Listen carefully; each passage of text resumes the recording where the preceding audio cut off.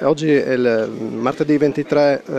febbraio, ci troviamo qua presso la sede di Udine della Regione per la conferenza stampa sull'apertura della nuova attività dell'orchestra regionale dopo i recenti eventi che ben sapete. Abbiamo qua con noi il presidente della Fondazione Bon, il dottor Di Bernardo, a cui vogliamo chiedere le sue impressioni e quelle che sono le sue impressioni e anche le sue aspettative per il futuro dell'attività di questa orchestra. Ma direi che la Fondazione Bon si è dichiarata disponibibile per questo nuovo ciclo, per questo nuovo progetto, perché abbiamo come Regione un patrimonio importante nei musicisti e nell'orchestra filarmonica, stava per essere disperso, abbiamo cercato di creare e di fare un progetto che abbracci un periodo abbastanza lungo, triennale, per ridare fiato a questo nostro settore culturale e per fare in modo che i musicisti non si disperdano come è successo in altre occasioni.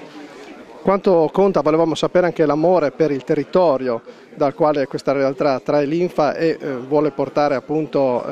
cultura, vuole portare conoscenza, vuole portare diffusione soprattutto fra i giovani, come parlava il Presidente. All'inizio di marzo faremo la presentazione dei programmi e da questi si potrà notare come tutto il programma è orientato a fare in modo che il territorio si appropri della propria orchestra, anche perché noi riteniamo che continuità a questo progetto che abbiamo appena elaborato e che abbiamo progettato possa essere creata e data solo nel momento in cui il territorio veramente sente come sua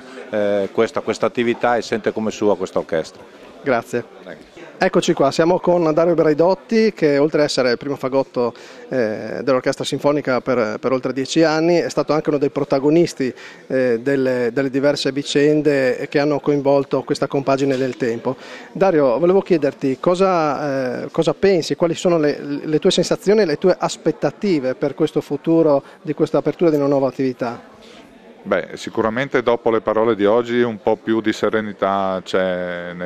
diciamo, da parte mia, ma da parte mia intesa come dei professori. Una cosa mi sembra importante sottolineare che al di là del fatto della cosa importantissima, no, che è il lavoro e quindi di queste persone che da un momento all'altro l'avevano perso, quindi non sapevano più, vedevano diciamo solo nubi all'orizzonte,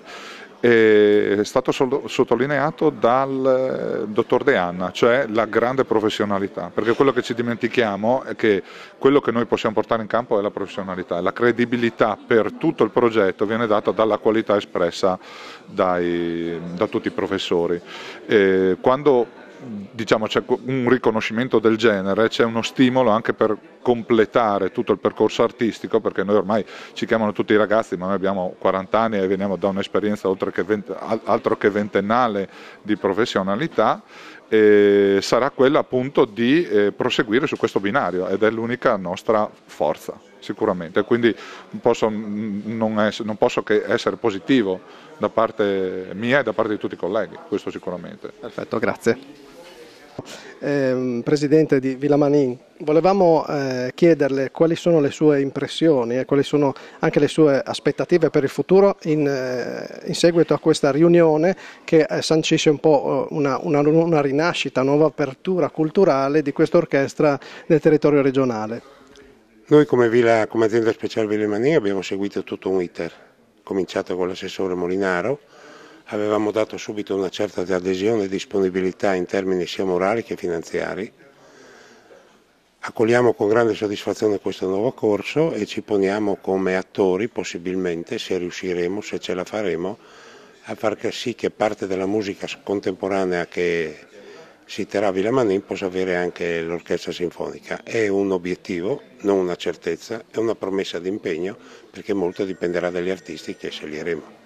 Grazie. Allora siamo qui presenti col direttore artistico della Fondazione Bon e quindi anche della nuova realtà musicale. Vogliamo chiedere, alla luce di quanto è emerso in questa giornata, quali sono innanzitutto le sue sensazioni e quali sono anche le aspettative per il futuro di questa nuova compagine. Ma a me sembra che, visto i soggetti presenti anche alla conferenza stampa, che rappresentavano veramente tante istituzioni della regione, forse più di quelle che ci si aspettava, le prospettive sono addirittura migliori di quelle che potevo progettare in questo momento, perché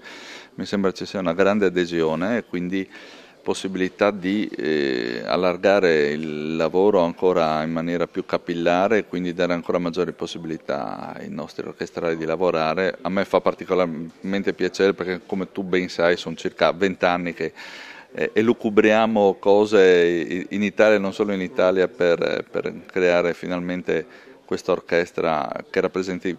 la nostra regione per quello che riguarda proprio la musica sinfonica. Sì, anche il discorso legato alla continuità, più volte sottolineato, si ritiene che permetta anche una più agevole programmazione artistica sul lungo periodo, e questo è un sinonimo anche di crescita, di stabilizzazione della proposta culturale e permette appunto di lavorare molto meglio. Certo, io sto già lavorando con i programmi, ma obbligatoriamente sul 2012 perché anche se il progetto è triennale, ma proprio parlo con gli istituti soprattutto stranieri che hanno già pianificato ad esempio l'inizio del 2012 e noi come orchestra saremo ad esempio al Musikverein di Klagenfurt a febbraio, quindi ormai se si vuole dialogare con istituti europei bisogna avere 1 o 2 anni di anticipo, così anche con grandi direttori solisti che ovviamente sono molto impegnati. Benissimo, grazie.